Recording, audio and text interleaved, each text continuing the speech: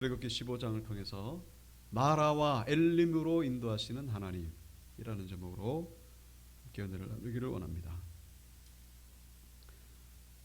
이 15장의 전반부, 그러니까 21절까지죠. 21절까지는 이제 하나님의 그 놀라운 능력에 대해서, 그러니까 홍해 바다를 가르셔서 이스라엘 백성들은 구원하시고 애굽과 바로의 그 군대는 멸하셨던 그 하나님의 능력에 대해서 찬양하는 그런 모습을 보여주고 있습니다. 그래서 1절에도 보시면은 이때에 모세와 이스라엘 자손이 이 노래로 여호와께 노래하니 일렀을 때 내가 여호와를 찬송하리니 그는 높고 영원하시며 말과 흩은 자를 바다에 던지셨음이로다. 여호와는 나의 힘이요 노래시며 나의 구원이시로다. 그는 나의 하나님이시니 내가 그를 찬송할 것이요 내 아버지의 하나님이시니 내가 그를 높이리로다. 여호와는 용사시니 여호와는 그의 이름이시로다. 감사와 기쁨이 넘쳐나는 그런 모습을 보여주고 있습니다. 자, 우리가 이 출애굽기 15장을 우리가 참 모든 성경 다 중요하겠습니다만은 특별히 어떻게 보면 이 구약 성경에서 가장 중요한 부분이 출애굽기 15장이 아닐까 그렇게 생각해 볼 수가 있습니다. 왜냐하면은 바로 이 홍해 바다의 구원을 통해서 바로 이 모세가 출애굽기를 쓸 수 있었기 때문이다라는 것이죠. 구약 성경이 39권이지 않습니까? 창세기부터 말라기까지. 그다음에 맨 앞에 나오는 5권, 그게 모세 오경이죠. 창세기, 출애굽기, 레위기, 민수기, 신명기. 그래서 이 5권은 토라라고도 그렇게 부르기도 합니다. 그러니까 가장 중요하다 그런 얘기죠. 그 사마리아에 지금도 사마리아에 사는 그 이스라엘 사람들은 이 토라 말고는 성경을 인정하지 않습니다. 그 정도로 이 창세기, 출애굽기, 레위기, 민수기, 신명기, 이 모세가 쓴 오경 아주 중요하게 생각하죠. 근데 모세 오경 가운데에 가장 중심이 어딜까? 이게 바로 출애굽기고, 어떤 출애굽기 가운데에서도 이 15장이다라고 말할 수가 있다는 것이죠. 만약에 이 모세가 이 홍해 바다의 구원의 은혜를 경험하지 못했다면은 모세가 존재할 수도 없죠. 물론 그런 가정은 의미가 없겠습니다만은 이미 하나님의 예비하신 가운데 이 다 계획되는 것이죠. 모세가 부름을 받고 그리고 홍해 바다의 구원을 경험한 이후에 이 모세는 이제 성경을 써내려가기 시작한 것이죠. 그러니까 홍해 바다의 구원 요 부분만 쓴 것이 아니라 이제 창세기부터 써내려간 거예요. 그러니까 이 모세가 구원을 받았기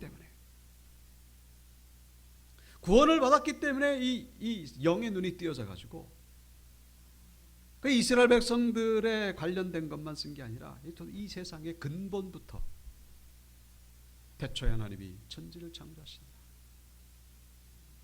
이 창세기 1장 1절은 예나 지금이나 변함이 없어요. 이걸 뭐 어떻게 반박할 수가 없어요. 창세기 1장 1절은 영원히 반박할 수가 없습니다. 그건 저의 믿음이기도 하고, 만약에 이것이 반박되면 성경은 거짓이겠죠. 그러나 그럴 일은 없습니다. 만약에 이 창세기 아니었으면 도대체 이 세상이 어떻게 생겨난 것인지를 여전히 헤매고 있었을 겁니다. 아주 명약관하게, 아주 그냥 선명하게 우리에게 말씀해 주고 있죠. 그런데 이 모세가 이렇게 창세기부터 신명기까지 써내려가게 된 그 근본적인 동기가 바로 이 출애굽, 이 홍해 바다의 구원에 있었다라는 사실입니다. 그리고 홍해 바다의 이 구원은 우리 신앙에 있어가지고 예수 믿고 구원받은 것으로 우리가 연결 지을 수가 있죠. 우리 삶 가운데에 가장 중요한 사건이 무엇입니까? 내가 태어난 것도 중요합니다만 내가 예수 믿고 구원받지 않았다면 그러면 모든 것들은 다 의미가 없어지고 맙니다. 내가 태어나도 하나님의 심판을 받게 됩니다. 내 삶 가운데의 가장 중심 그 속에 바로 구원의 사건이 있었다라는 사실 우리가 잊지 마셔야 됩니다. 모세도 마찬가지예요. 이 출애굽의 이 구원을 통하여 그는 모세가 된 거예요. 지금의 우리가 알고 있는 모세가 바로 이 출애굽 이 구원 사건을 통하여 바로 우리 앞에 서게 되었다라는 사실이죠.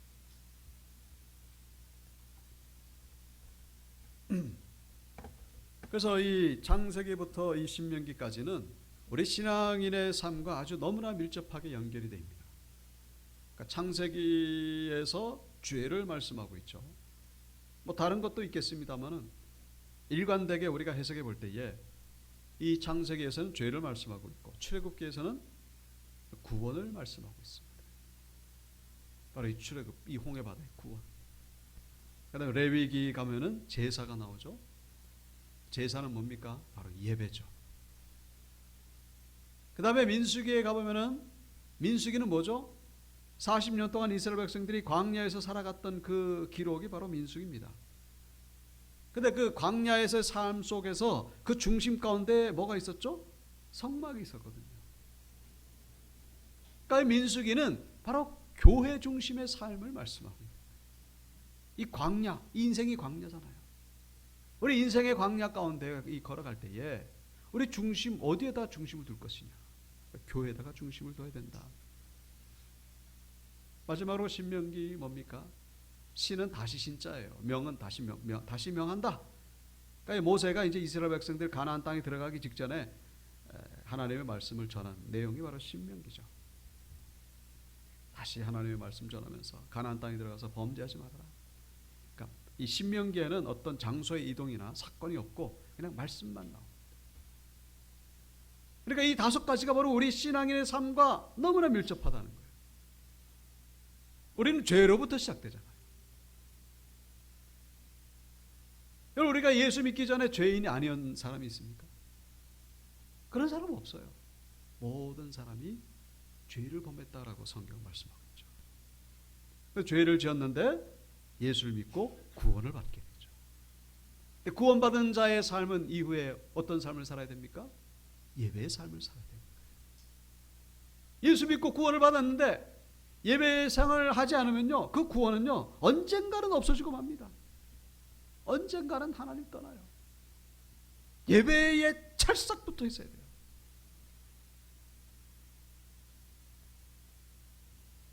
그리고 우리가 예배만 드리는 것이 아니라 이 교회를 중심으로 우리의 삶을 살아가는 것이 바로 신앙인의 삶인 것이죠. 교회의 행사라든가 절기 행사라든가 봉사라든가 전도하고 뭐 섬기고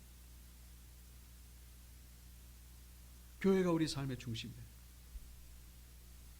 그리고 우리 삶 속에서 말씀 중심의 삶, 죄로부터 시작해가지고 구원, 그 다음에 예배 중심, 교회 중심, 말씀 중심의 삶을 살다가 하나님 부르시면 천국 가는 것이 바로 우리 신앙인의 삶이라는 것입니다.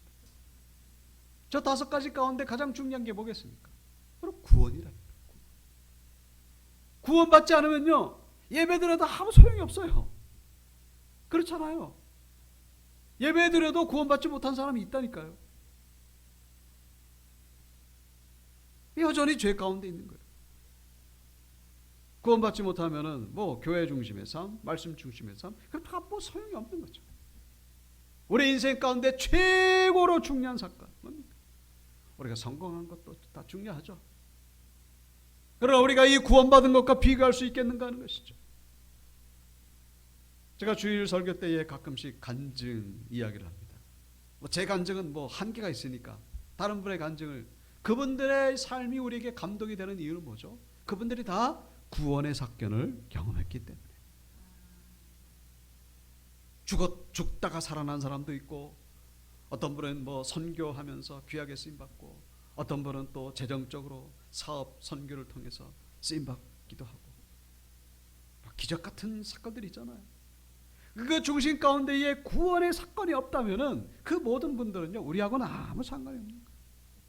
구원을 받았기 때문에 우리에게 은혜가 되는 것이고 감동이 되는 것이고 도전이 되는 것이고, 구원의 은혜는 아무리 강조해도 지나치지가 않습니다. 힘들고 어려울 때 우리는 기본으로 돌아가야 돼요. 기본. 그 기본이 뭡니까? 구원의 확신이죠. 오늘 당장 죽어도 천국 갈 자신 있습니까? 천국이 나의 것이라는 이 확신을 가지고 살아갈 때입니다.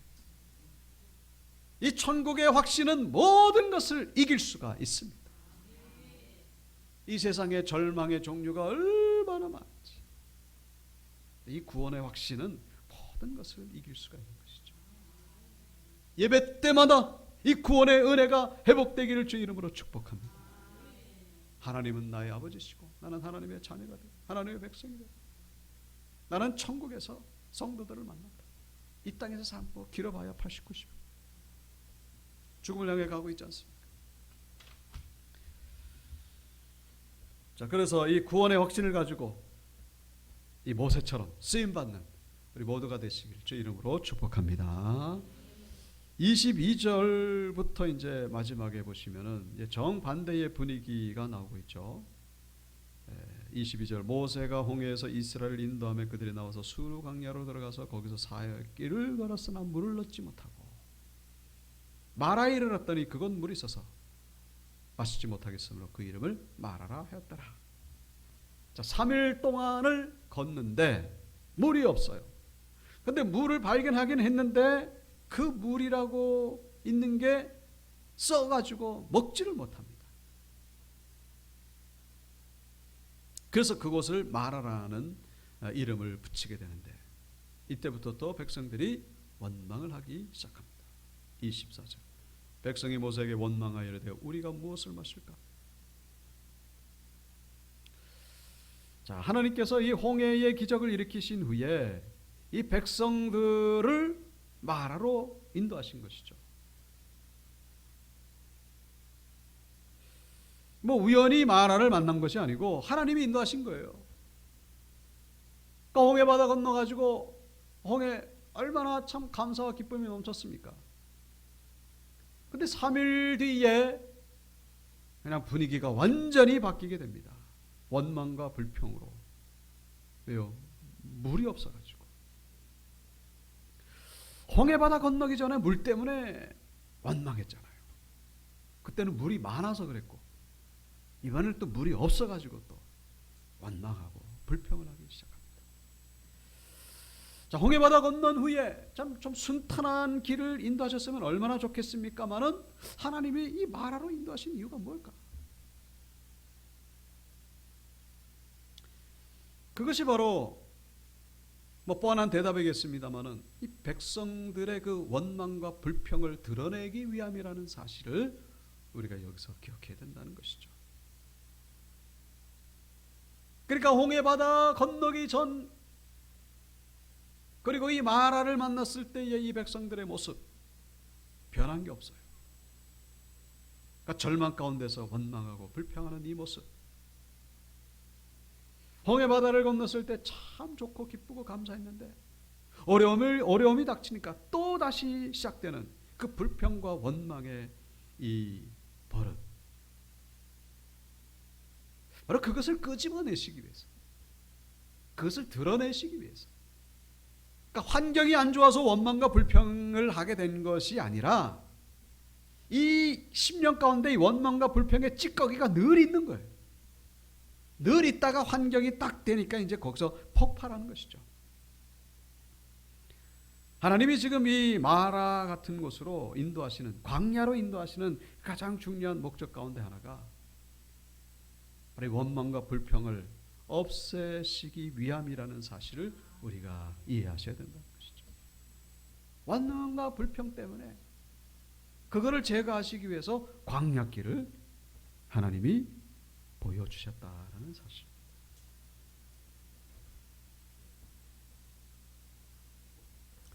이 광야에다가 이 불평과 원망을 버리시려고 하나님이 이곳을 인도하신 것이죠.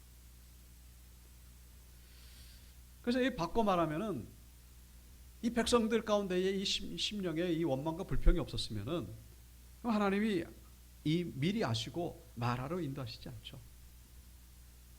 마라로 인도하시지 않고 27절을 보면은 엘림이라고 하는 오아시스가 있습니다. 그러니까 마라에서 엘림까지는 한 11km예요. 얼마 되지 않습니다. 백성들의 이 심령이 원망과 불평이 있다는 걸 하나님이 아시기 때문에 엘림보다 먼저 마라를 만나게 하셨다라는 사실. 엘림부터 만나게 하시면 얼마나 좋겠습니까? 홍해바다 건너고 나서 3일길 갔더니 오아시스가 있는 엘림. 여기서 뭐 또 좋아가지고. 근데 하나님 그렇게 하시지 않았습니다. 엘림을 만나기 전에 먼저 마라를 만나게 하신 거예요. 왜요? 그릇이 그거밖에 안 되기 때문에. 그것을 스스로 보이게끔 하시기 위해서. 만약에 불평과 원망의 그 심령 가운데 없었다면 하나님은 마라를 건너뛰어서 마라를 생략하고서 그냥 바로 엘림으로 인도하셨을 것이다. 근데 그것이 있었기 때문이에요. 환경이 중요한 것이 아니라 그 심령이 중요하다는 사실을 본문은 우리에게 말씀해 주고 있죠. 불평 없이 살아보기라고 하는 미국의 윌 보웬 목사님이 쓴 책에 나오는 그런 내용입니다. 그러니까 인간이 겪는 모든 불행의 뿌리에는 원망과 불평이 있다라는 것을 이 목사님이 아시고서 성도님들에게 그런 운동을 하신 거예요. 그러니까 원망 불평하지 말고 한번 살아보자. 21일 동안 3주 동안. 근데 그걸 어떻게 하냐면은 한 손에다가 저 보라색 팔찌를 끼는 거예요. 한 손에만. 그러다가 이제 자기도 모르게 원망 불평이 나오면은 팔찌를 다른 쪽으로 이제 바꿔 끼는 것이죠. 그러다가 또 이제 또 원망 불평이 나오면은 내가 원망 불평했네. 그래서 또 다시 또 다른 쪽으로 또 이렇게 왔다 갔다 이렇게 반복하는 거죠. 근데 21일 동안 이 뭡니까? 바꿔 끼지 않았다면은 그럼 합격으로 이제 그때는 이제 이 팔찌를 없애주는 거예요. 그런데 이제 팔찌가 결국 없어지긴 없어집니다. 21일 동안 한 번도 원망과 불평하지 않은 그런 상태가 되더라는 것이죠. 근데 그렇게 되기까지 얼마나 걸렸느냐? 평균 4개월에서 8개월이 걸렸다는 것이죠.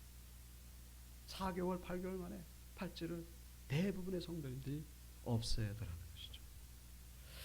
결국 이러한 그 운동을 통해서 한 가지 알 수 있는 것은 이 원망과 불평의 그 결정적인 원인은 환경에 있는 것이 아니라 훈련받기 나름이다라는 것이죠.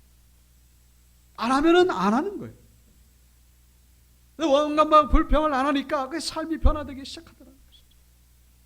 심지어는 환경도 변화되기 시작하더라는 것이죠.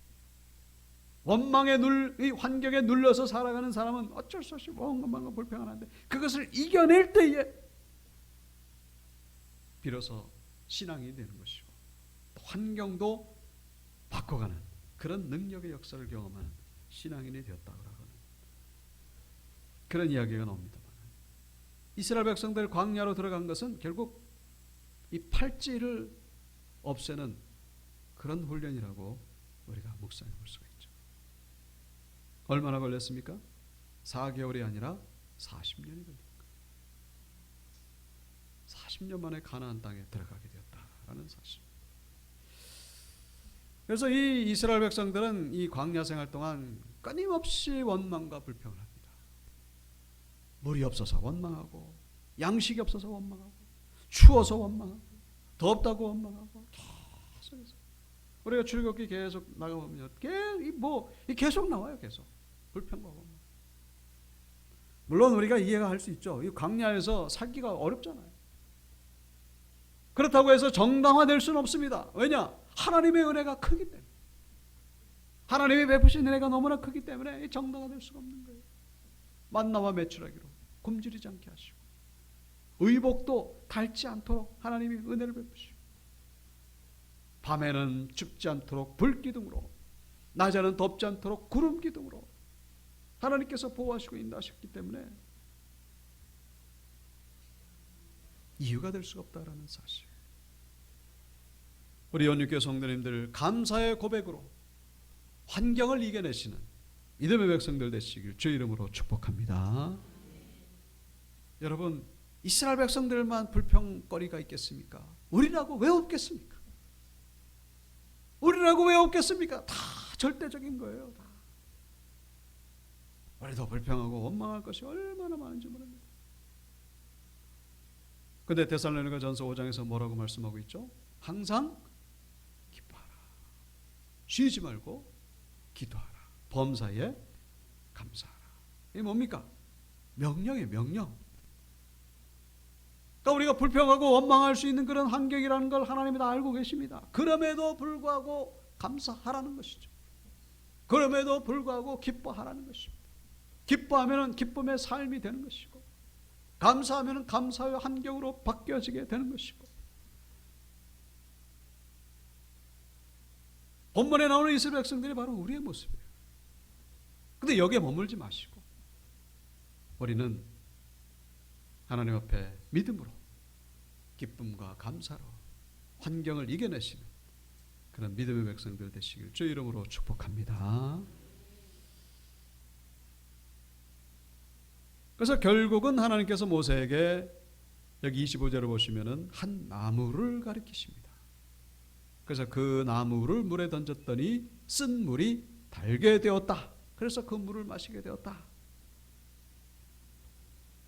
처음부터 하나님이 좀 단물을 주셨으면 얼마나 좋았겠습니까마는 처음에 쓴물을 주셔가지고 그 다음에 뭐 이런 번거로운 과정을 거친 후에 이 단물로 바꾸시는 이유가 뭘까? 처음부터 단물 주시면 얼마나 좋겠습니까? 바로 이것이 훈련이라는 사실. 그리고 모든 삶의 주권은 바로 하나님께 있다라는 것을. 하나님이 말씀, 이 나무에 무슨 뭐 약이 있는 게 아니죠. 그냥 하나님이 말씀하신 것 그대로 순종했더니 쓴물이 단물로 바뀌게 되었다라는 것입니다. 이 나무가 의미하는 것이 바로 십자가죠. 예수 그리스도의 십자가의 그림자, 그리스도 예수 십자가의 예표. 우리 인생의 쓴물을 만났을 때에 그 십자가를 붙드는 가운데에 단물로 바뀌게 되는 역사가 일어나게 됨을 말씀하고 있습니다.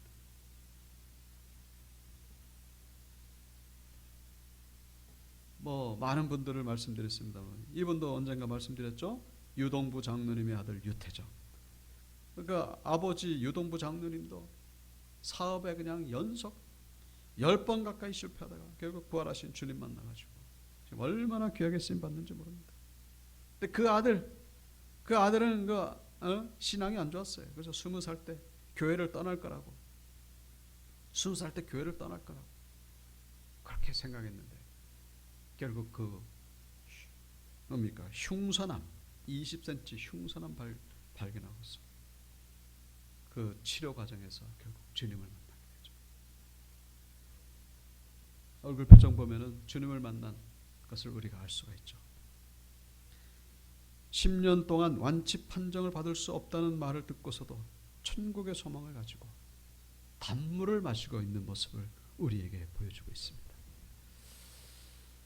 여러분, 이 은혜가 우리에게도 동일하게 임하게 될 줄로 믿습니다. 우리 삶 가운데 쓴물이 얼마나 많겠습니까?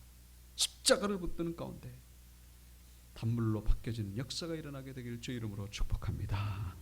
마지막으로 27절, 그들이 엘림에 이르니 거기에 물샘 12과 종려나무 70그루가 있는지라. 12 완전 숫자죠. 그 다음에 70 이 완전 숫자입니다. 완전한 안식을 말씀하고 있죠.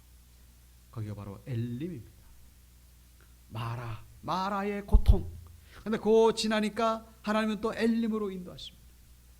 하나님 우리를 그냥 무작정 마라에만 머물게 하시지 않으시고 또 엘림으로도 인도하신다라는 것을 우리에게 말씀해 주고 있죠. 이 엘림이 있었다는 것을 알았더라면 백성들은 아마 이 정도까지 원망하지 않았겠죠. 우리 삶 가운데에 마라를 만나게 될 때에 또 하나님은 엘림을 예배하고 계신다라는 사실을 기억하시고 믿음으로 이겨내시기를 주 이름으로 축복합니다. 마라 다음에는 반드시 엘림이 나오게 되는 거예요. 감당치 못할 시험을 당함을 하나님 허락지 아니하시고 시험 당할 쯤에 반드시 피할 길을 내신다고 말씀하셨습니다. 그것이 바로 엘림이죠. 바라기는 우리 온유교회가 우리 모두에게 엘림이 되기를 주의 이름으로 축복합니다. 여기서 엘림을 경험하는 거예요. 여기서 내가 기도하는 가운데 엘림을 경험하는 거예요. 엘림이 뭐 다른 장소가 아니라 내가 예배드리는 가운데 거기서 엘림을 경험. 내가 기도하는 가운데 주의 일을 감당하는 가운데 거기서 엘림을 회복과 안식을 경험하는. 그래서 하나님은 우리를 마라로 인도하실 때도 있고 또 엘림으로도 인도하실 때가 있습니다. 이 모든 것들은 하나님을 우리를 온전케 하시기 위함이라는 것 기억하시고 항상 기뻐하시고 항상 감사하시고 믿음으로 승리하시는 모두가 되시기를 주 이름으로 축원합니다.